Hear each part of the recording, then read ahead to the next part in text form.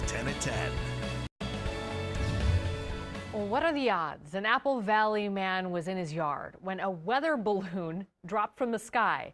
And now Fox 9 has helped him figure out where it came from. Leah Bino joins me now. Leah, this was a pretty cool mystery for this guy. Yes, but once we found the serial number on it, it was pretty easy to trace where it came from. The National Weather Service in Chanhassen. This is one of more than 1,000 locations routinely launching weather balloons around the world. Still, as our own Ian Leonard says, the likelihood of nearly getting hit by one, someone has a better chance of getting hit by lightning.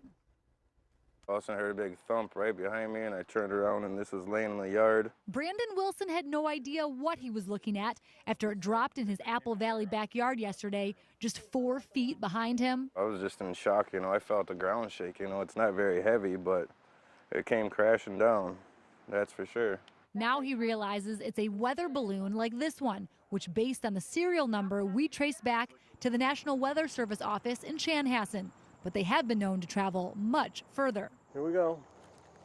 Going up about 1,000 feet per minute, weather balloons like this one, equipped with GPS and radiosondes, are launched twice a day. It goes up for about 90 minutes, measuring pressure, temperature, humidity, and wind speeds along the way.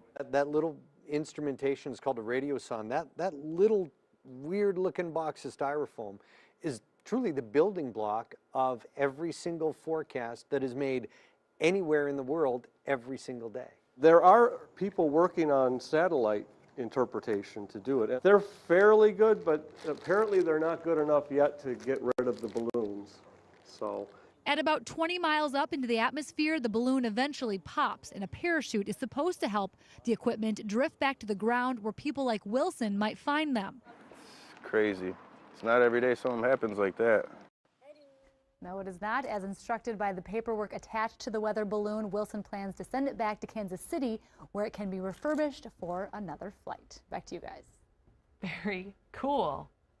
Right? Who, I mean, really. Think about it. Around 200 go up every day across the nation. And the odds of that coming down and almost hitting somebody, they're astronomical. Crazy. I was kind of hoping that it would have come from a more exotic locale, personally. But this one was launched in Hawaii or something. Yeah. Not really. They go so fast. Yeah. Rise to about 100,000 feet. The balloon expands, fails, and they come straight down. Unbelievable. Well, you had time to do an interview for that story today in between doing all of this today. Did you have time to eat dinner?